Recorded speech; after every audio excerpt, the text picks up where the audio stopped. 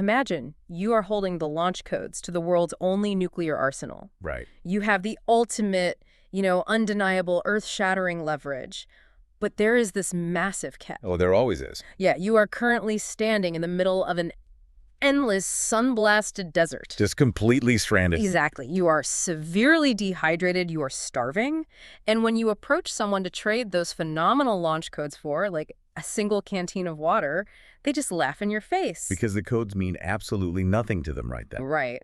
That is the paradox of having absolute power that is entirely unusable in your present reality. And today, we are pulling apart that exact paradox. It is such a fascinating dynamic to explore. Welcome to the deep dive.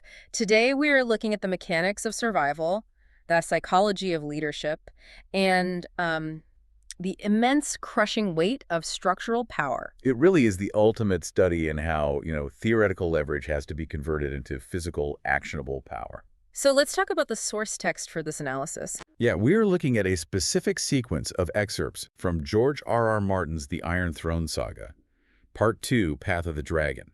Which is just a massive, influential piece of work. Absolutely. To set the bibliographical stage here, the cover art of this particular volume features this phenomenal, fearsome, red and orange dragon. Oh, I love that cover. It's superimposed over that fiery yellow sky, right? Yes, exactly.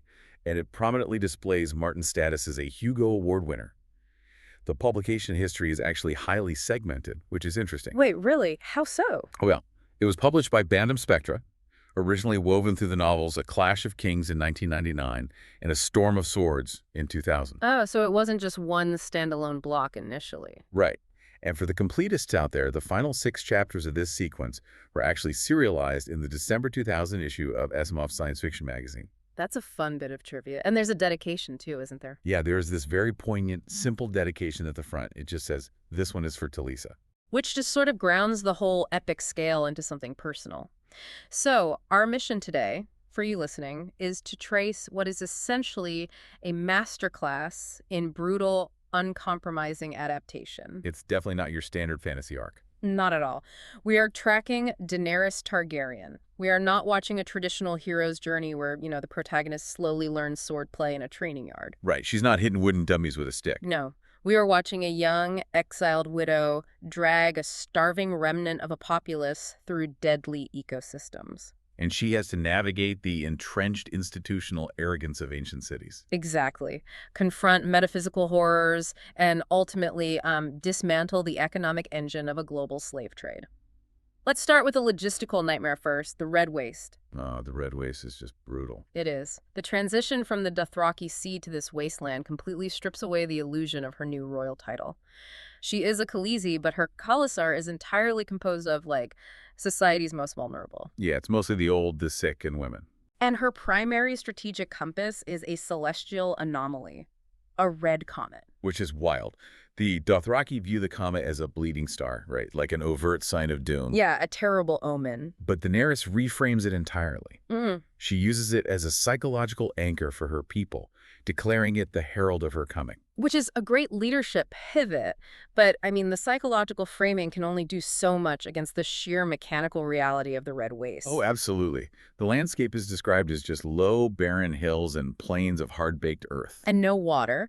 The rivers are skeletal, dry trenches. Yeah, they survive initially on devil grass, then mare's milk, and finally they are forced to butcher their own dying horses. The physical degradation is absolute. Daenerys herself loses all her body fat, her milk dries up, and she becomes incredibly lean and hardened. The source text really doesn't shy away from the granular horrors of this march. Not at all. There's that scene where we see a toothless old man simply fall from his saddle, dead from exhaustion. And the Dothraki response from her handmaid Irri isn't mourning, right?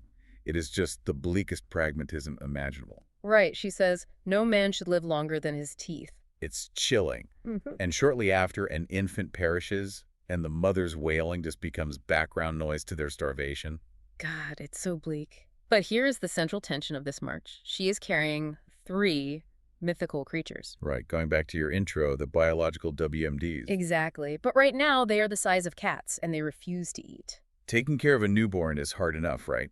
Imagine your newborns are 3 mythical, fire-breathing reptiles that refuse to eat. The psychological toll of watching your ultimate leverage slowly starve to death in a cage must be totally paralyzing. It is a profound vulnerability. They hiss at the raw, bloody horse meat she offers them. They just won't touch it. No, the breakthrough only happens when she accesses ancestral memory.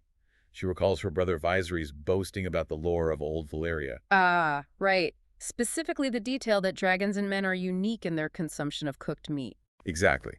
So she sears the horse flesh over a brazier until it is charred and smoking, and the dragons finally consume it. Thank goodness. And this act of feeding them is followed by the act of naming them, which serves as a powerful psychological mechanism. Yeah, she rejects the historical Valyrian gods, Balerion, Vhagar, Meraxes, and names them for her own trauma. Right. The green and bronze dragon becomes Rhaegal, anchoring her to the myth of the brother who died on the trident before she was born. The cream and gold becomes Viserion, which is a complex tribute to the brother who abused her, but fundamentally shaped her worldview. And the black and scarlet beast becomes Drogon, for Khal Drogo. She is essentially weaponizing her grief. That's a great way to put it. But I want to scrutinize the counsel she is receiving during this death march. Sir Jorah Mormont. Oh, Jorah. Yeah. He advises her to push deeper into the Red Waste. He points out the geopolitical reality. Dothraki warlords like Pono and Jocko are out there. Pono commands, what, 10,000 riders? Something like that. And Dany has roughly 100 non-combatants. Jorah argues that a living dragon is the most valuable asset on the planet. And anyone who sees them will simply slaughter her camp and take them. Which, honestly, Jorah's strategic assessment of the Dothraki threat is fundamentally accurate. True. If they encounter a larger Khalasar, they will be subsumed or killed.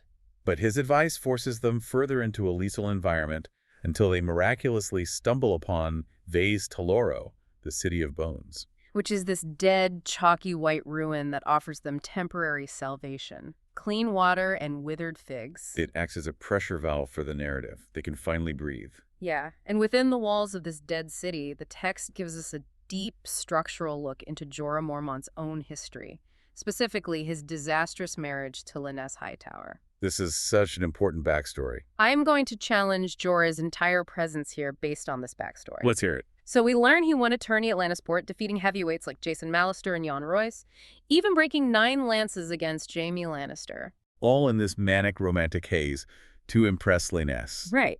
They marry, and he takes this aristocratic woman accustomed to the immense wealth of Old Town to the grim, freezing reality of Bear Island. Which is a huge culture shock. A massive one. He systematically bankrupts himself trying to subsidize a lifestyle he cannot afford, hiring cooks, buying jewels, building ships.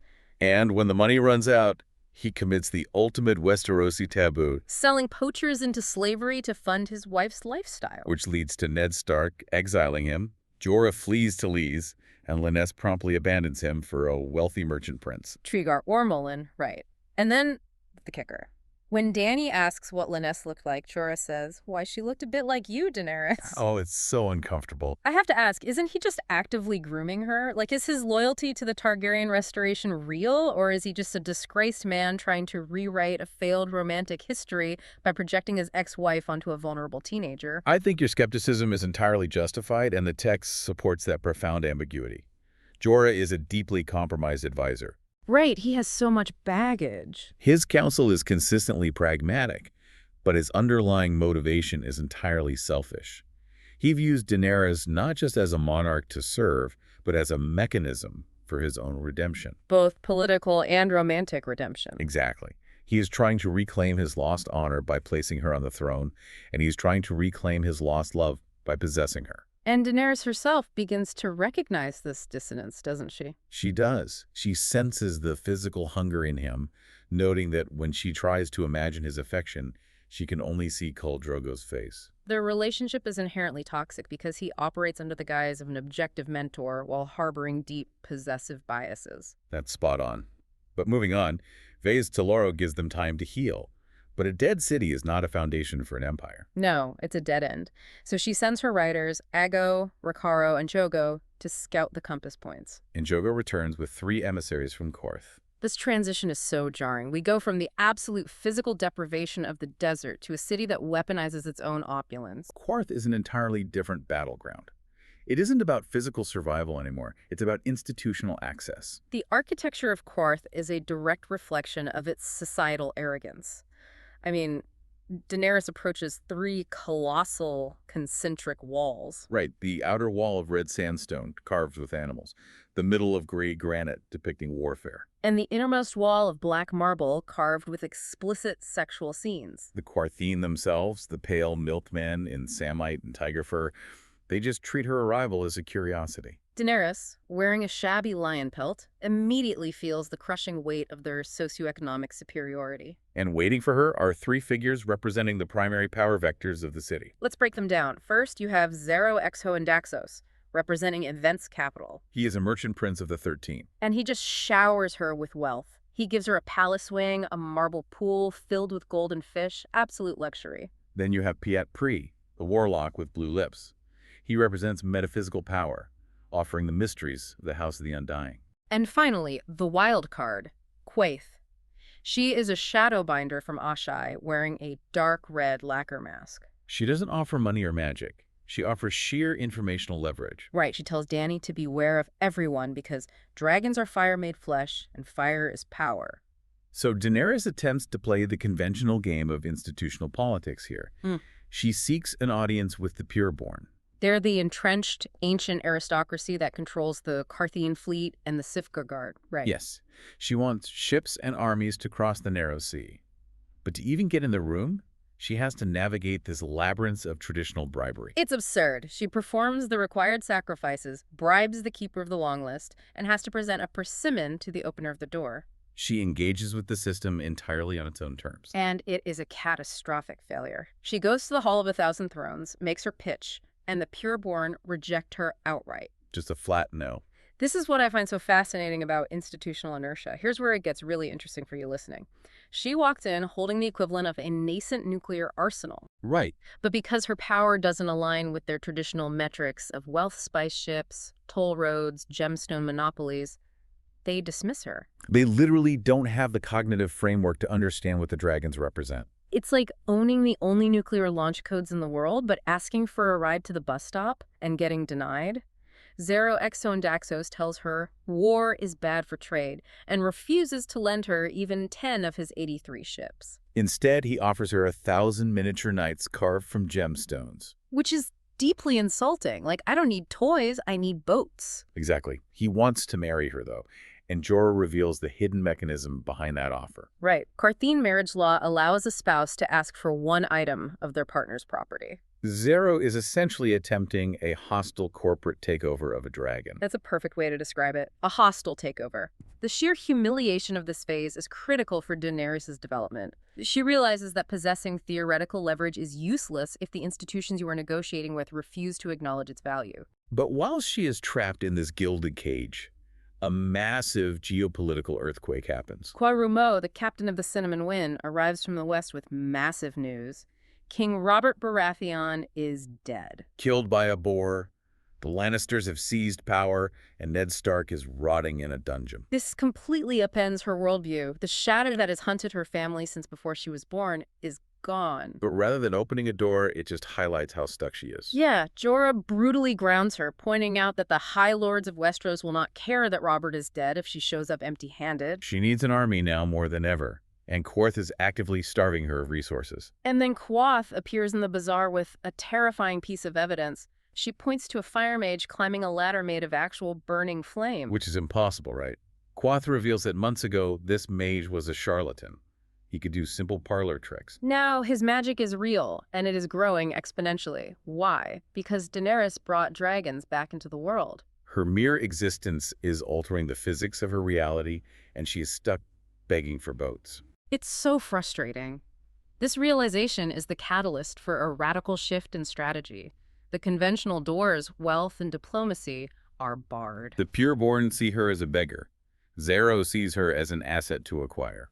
So out of a profound sense of institutional failure and a desperate need for agency, she pivots to the only vector left, the supernatural. The metaphysical route, yes. Yeah. Against the vehement objections of Ser Jorah, she decides to enter the House of the Undying. I have to argue that this is a reckless, indefensible strategic blunder. Really? You think so? Yeah, Piat Pri is overtly manipulative. The The warlocks have offered nothing but cryptic nonsense. Walking into their stronghold, the Palace of Dust, feels like the ultimate sunk cost fallacy. Interesting. She has spent so much time in Qarth getting nowhere that she is willing to walk into a blatant trap just to feel like she is doing something. From a purely tactical standpoint, it is incredibly dangerous, I'll give you that. But from a psychological standpoint, it is a mandatory crucible. How do you... Daenerys is suffering from a crisis of identity. She is told she is the mother of dragons, the rightful queen, yet she is entirely powerless. She enters the House of the Undying to seek the structural truth of her destiny. I suppose that makes sense. So Pri gives her a glass of shade of the evening. This thick, foul liquid that fundamentally alters her sensory perception. It tastes of spoiled meat initially, right? But then morphs into the taste of honey, blood, and gold. Exactly. It is designed to dissolve the cognitive barriers of the mind, and Pri gives her a rigid set of rules. Always take the first door on the right, always go up. Once inside, the physical architecture of the place abandons all logic. It is a long, impossibly deep hallway of doors. And the vision she sees behind these doors are a masterclass in psychological deconstruction. She isn't given a roadmap. She's subjected to a barrage of trauma and prophecy. Let's talk about those visions. First, she sees a beautiful, naked woman being brutally violated by 4 little men. Which is just awful to read. We, the listener, understand this is a macro allegory for Westeros being torn apart by the War of the Five Kings. Right, but for Dany, it is a visceral display of the savagery waiting for her. She then sees a feast of the slaughtered, men hacked apart, clutching severed limbs and wooden spoons. And presiding over this carnage is a dead man with the head of a wolf wearing an iron crown. A devastating prophecy regarding the Stark family, specifically the structural collapse of Northern power. The visions serve to aggressively strip away any romanticized notions she might hold about reclaiming her kingdom. The reality of Westerosi politics is butchery. But then the house weaponizes her own grief. She looks through a door and sees the house with the red door in Bravos. Oh, that one hurts. It's the only place she ever experienced childhood safety. Sir Willem is there, leaning on his stick, telling her to come inside, telling her she is home. The emotional gravity of this room is immense. She wants to surrender to it, to abandon the dragons and the burden of rule, and just be a child again. Backing away from that door is probably the hardest thing she does in that building. Because backing away from that door represents the death of her innocence. She actively chooses the terrifying future over the comforting lie of the past. Wow, yeah. The visions then shift to her dynastic legacy. She sees an old man on a barber throne screaming, "Let him be the king of ashes." This forces her to confront the horrific reality of her father, the Mad King. She is confronted with the biological taint of her own bloodline. And right on the heels of the Mad King, she sees the counterweight. She sees her brother Rhaegar with his wife Elia. Rhaegar is holding their baby, Aegon. He declares the boy the prince that was promised and says his song is the song of ice and fire. But then Rhaegar looks up, seemingly locking eyes with Dany across time, and says, "There must be one more. The dragon has 3 heads." Which completely recontextualizes her struggle. She isn't just trying to get a fancy chair back. She is an indispensable component of a macro-historical, potentially apocalyptic mechanism. This triad, the 3 heads of the dragon, becomes the governing structure of the prophecies she finally receives when she reaches the chamber of the Undying Ones. Right, and she discovers that these entities are not wise counselors. No, they are ancient, rotting, blue-fleshed husks hovering around a massive, floating, corrupt blue heart. It's terrifying. They communicate telepathically, bombarding her with this triadic destiny. 3 fires must you light, 1 for life and 1 for death and 1 to love. 3 mounts must you ride, 1 to bed and 1 to dread and 1 to love. And the worst one, 3 treasons will, one's for blood and one's for gold and one's for love. The psychological weight of knowing you are destined to be betrayed 3 times is staggering. It guarantees permanent paranoia. And then the illusion shatters. The warlocks aren't there to guide her. They are parasites. They physically attack her, these papery, rotting corpses trying to latch onto her, trying to consume her life force to sustain their unnatural existence. She's entirely defenseless until Drogon reacts. He flies at the pulsing blue heart and unleashes actual fire. He tears the heart to pieces and incinerates the Undying. She runs for her life as the Palace of Dust burns behind her. So while you argued entering the house was a strategic error, the destruction of the Undying is a massive assertion of agency. That's true. She walked into the center of ancient, stagnant magic and burned it to the ground. She learned that she cannot outsource her authority to sorcerers or merchants. Her power is intrinsic. However, the immediate geopolitical fallout is disastrous. By burning their leadership, she has made a mortal enemy of the warlocks.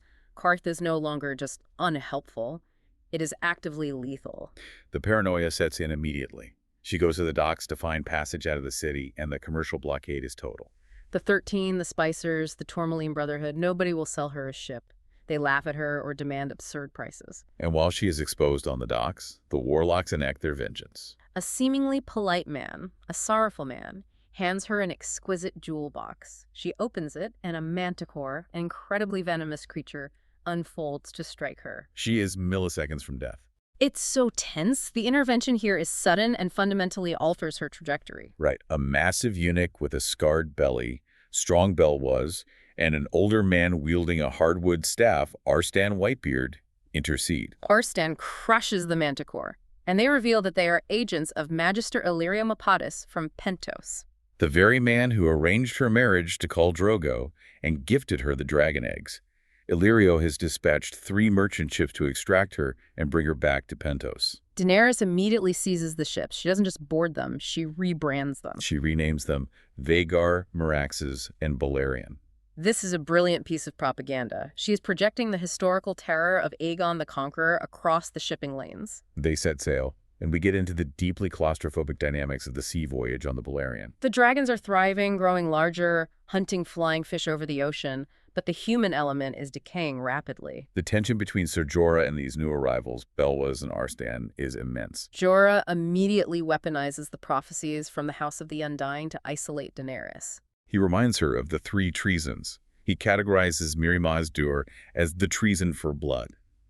He then actively campaigns against Illyrio, arguing that Illyrio only loves profit and therefore must be the treason for gold. He advises her to trust no one. Not Belwas, not Arstan, and certainly not Illyrio. He is attempting to construct a psychological silo around her, where he is the sole trusted authority. And he shatters that trust himself by crossing a massive, unforgivable boundary.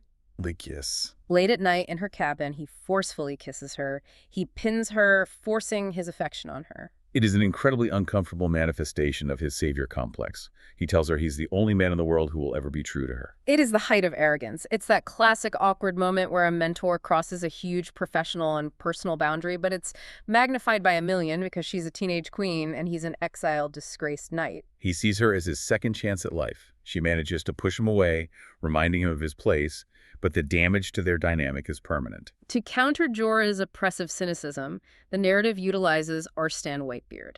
Arstan represents a completely different philosophical approach to power and legacy. When Daenerys asks about her brother Rhaegar, Jorah focuses entirely on the mechanics of his death at the Trident.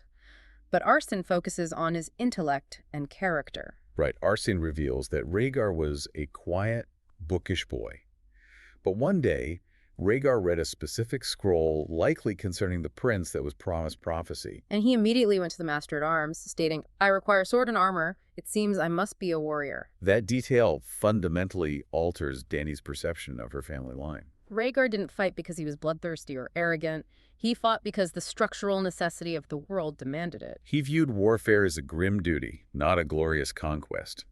Arstan is offering her a model of leadership based on obligation rather than ego. But ironically, despite Jorah's abhorrent personal behavior, his macro-strategic advice during this voyage is undeniably correct. Yes, he analyzes the Pentos plan and realizes it is a trap.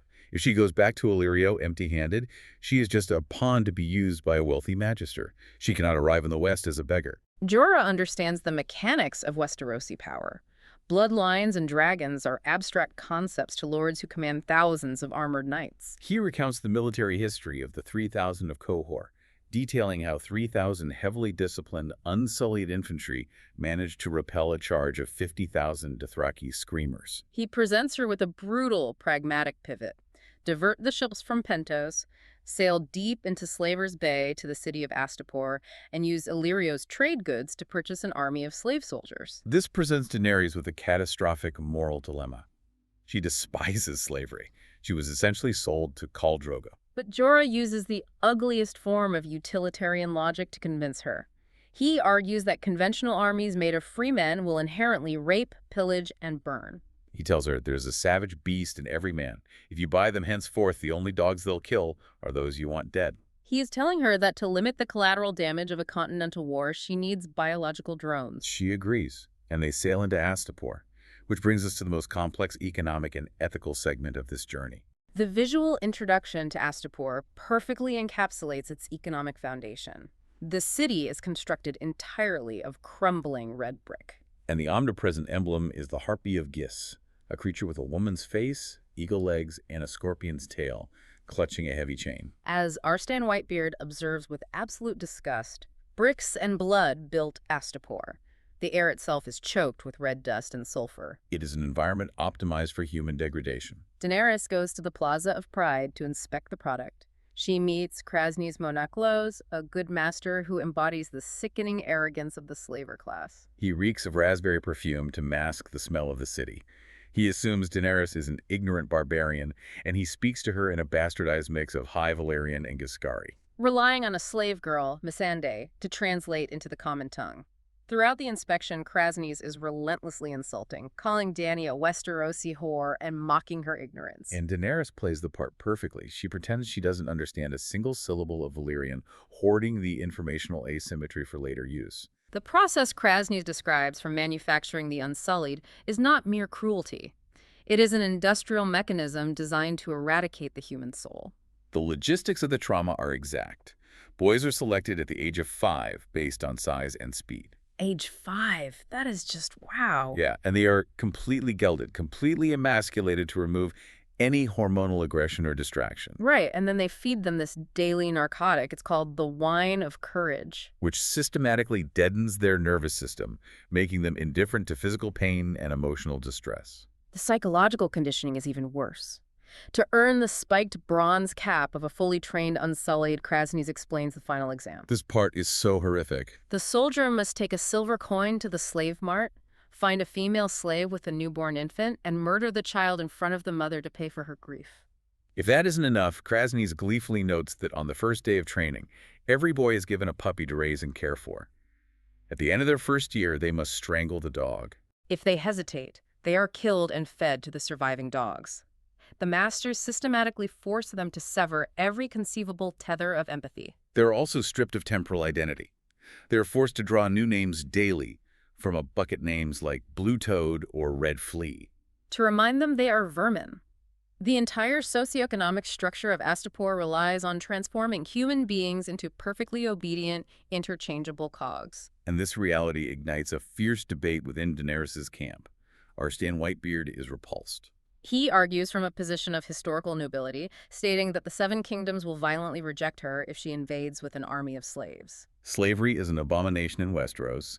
He reiterates that Rhaegar led free men. Jorah shuts Arstan down, arguing that Rhaegar led free men, and Rhaegar died in the mud of the Trident. Ouch. I want to look at the ethics of what Daenerys is contemplating here. This is the ultimate ethical trolley problem, isn't it? It really is. If she refuses to buy the Unsullied, she keeps her hands clean, but she guarantees her eventual death and fails to reclaim her throne. Right. But if she buys them, she provides a massive infusion of capital into an economy that murders babies and mutilates children.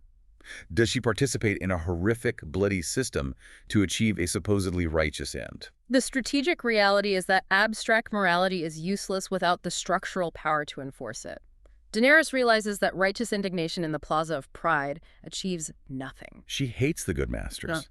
But she acknowledges that Joffrey Baratheon will not vacate the Iron Throne simply because she has a legitimate claim and clean hands. He requires overwhelming, unquestioning violence to shatter the Lannister grip on the continent. She decides to embrace the utilitarian horror. She wants the army. In fact, she demands not just the 8,600 fully trained Unsullied, but all the boys still in training as well. But the math doesn't work.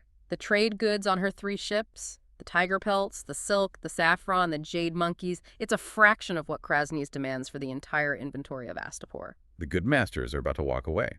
So Daenerys executes the ultimate gamble. She offers Drogon. She offers her largest, most aggressive dragon in exchange for every slave soldier in the city. The reaction to this proposal reveals the blind spots of the characters. Arstan Whitebeard is devastated, begging her on his knees not to trade a dragon for slaves, believing she has lost her mind. The slavers, however, are blinded by historical greed. The old empire of Gis was destroyed thousands of years ago by the dragons of Valyria. The good masters see an opportunity to possess the ultimate weapon, a chance to reverse historical dominance. They are so eager that they throw the translator, Missandei, into the deal as a gratuity. The tension leading up to the exchange in the Plaza of Punishment is phenomenal. Daenerys stands before her newly purchased army. 8,600 trained soldiers, 5,000 trainees. The transaction is complete. Krasny steps forward, holding a chain attached to Drogon's neck, but Drogon refuses to move. The dragon is hissing, snapping, digging its claws into the red brick. Krasny is yanking on the chain, screaming at Dany, complaining that the beast will not heal, stating that a dragon is no slave. And that specific phrase, "a dragon is no slave," is the fulcrum upon which the entire power dynamic flips. Daenerys has maintained her linguistic deception perfectly until this exact second. She strikes Krasny in the face with her whip, Physically tearing his features, and responds directly to him in flawless High Valyrian. She repeats his words back to him as a death sentence. A dragon is no slave. so she yells the command word, Dracarys! Drogon unleashes a torrent of black and red fire directly into Krasny's face. The slaver's eyes literally melt, his perfumed hair erupts, and he burns alive. The plaza devolves into absolute chaos.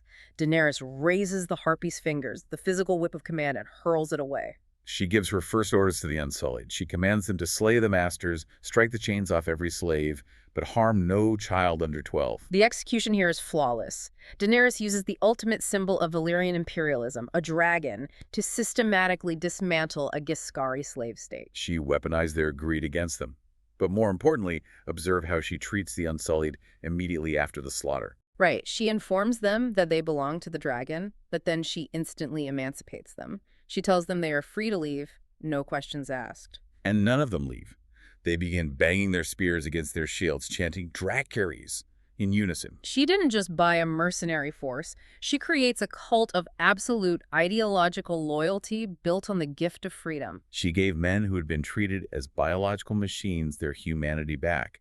It is a brilliant piece of psychological warfare. However, the consequences of this victory immediately breed a massive logistical nightmare, which brings us to the Yunkai campaign. The sack of Astapor transforms Daenerys from an exiled claimant into a warlord, but it also saddles her with an unmanageable civilian population. She has a highly disciplined core of Unsullied, but trailing behind them is a massive, disorganized caravan of newly freed slaves. Tens of thousands of old men, women, and children. The text refers to them as locusts in sandals because they strip the landscape bare as they march north. She is warned to abandon them, to leave the weak behind and move swiftly with her army, but she refuses. She tells herself, "I told them they were free. I cannot tell them now they're not free to join me." This is the crushing burden of the savior complex. She is trapped by her own rhetoric. She cannot protect them all, she cannot feed them all, but her identity is now tethered to their liberation. And this incredibly vulnerable, slow-moving caravan is marching directly toward Yunkai, the next slaver city, which has had time to prepare. Yungai's military doctrine relies on wealth rather than inherent martial prowess. They have conscripted an army of 5,000 slave soldiers. But these are bed slaves and laborers, entirely unsuited to face the Unsullied. To compensate, Yunkai has hired 2 professional sellsword companies, the Stormcrows and the Second Sons. Daenerys recognizes that a frontal assault would result in massive civilian casualties for her freedmen, so she engages in asymmetric diplomacy. She invites the sellsword captains to her tent to fracture the Yunkish alliance. The meetings are a stark display of mercenary psychology. First, she meets the Stormcrows, led by a Giscari named Prendal Nagezin. He is overtly hostile. He calls her a horse lord's whore and refuses to defect. Then she meets Marrow, the commander of the Second Sons, known as the Titan's Bastard. He is incredibly crude, insulting her and drinking her wine, promising an answer the next day. She seemingly fails to recruit either company.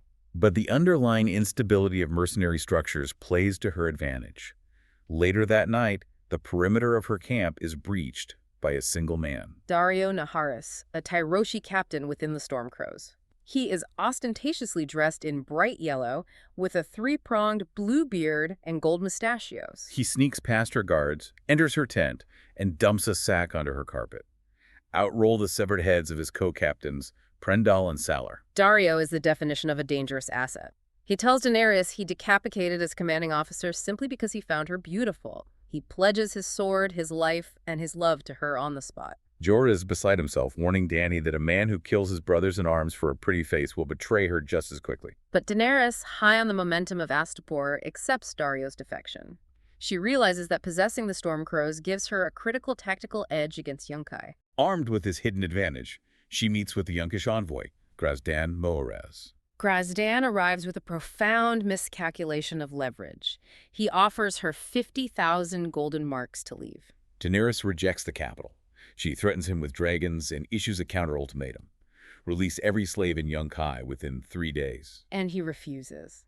Grazdan departs, assuming he has a 3-day window to prepare his defenses. And here's where Daenerys the Conqueror truly emerges. She has absolutely no intention of waiting 3 days. The ultimatum was psychological cover. She leverages the element of surprise, the defection of the Stormcrows, and the absolute discipline of the Unsullied to launch a devastating night strike. She attacks a relaxed enemy under the cover of darkness, completely routing the Yunkish forces with minimal losses. Yet before the violence of this night attack commences, the text places a highly specific, quiet moment in Daenerys' tent. Unable to sleep, she summons Arstan Whitebeard and asks for another story about Rhaegar. Arstan recounts the great tourney at Harrenhal, held in the year of the False Spring. He describes how Rhaegar rode brilliantly, unhorsing legendary figures. Why end the source material on this quiet, historical note right before a massive battle? It seems like a strange tangent. I think it grounds Dany. She is about to order the slaughter of thousands of men. She is leaning into deception, utilizing treacherous mercenaries, and marching an army of mutilated slaves into the Dork. So as she prepares to shed blood, she is tethered to the legacy of her brother, who didn't love war but fought out of duty. Exactly. She asks for the Harrenhal story because she is desperate to tether herself to the nobility of her family line. She needs to believe that she, like Rhaegar, is fighting for a higher purpose, not just for the thrill of dominance. To summarize the vast scope of what we have analyzed today, we have witnessed the systematic evolution of power. In just a short span, we watched Daenerys Targaryen crawl out of the Red Waste with nothing but starving animals. We watched her fail to navigate the institutional gatekeeping of Qarth. We watched her confront the terrifying metaphysical reality of the House of the Undying. And finally, we watched her synthesize all these failures into a terrifying conqueror who overthrows ancient civilizations to build her own power base in Slaver's Bay. She transforms from a victim into a tectonic force. This isn't just a fantasy adventure, it's an exploration of power. She learns that to break chains, you cannot simply ask nicely. You must acquire the leverage to shatter the institutions that forge those chains. But the question that lingers over the ashes of Astapor and the routed camps of Yunkai is the cost of that leverage. Dany wants to be a savior, but to do so, she must employ deception, violence, and dragons. Which leaves you, the listener, with a final thought to chew on. Think about your own life, your career, or your ambitions. We all have a noble goal we're striving for. A vision of the right way things should be. Right. But if you were suddenly handed your own dragons, the ultimate unstoppable leverage, how far would you go to enforce your version of what is right? Does the power to burn down the corrupt system inevitably turn you into the very terror you're trying to defeat? That is the ultimate question. Chew on that. Thank you for joining us on this deep dive. We'll see you next time.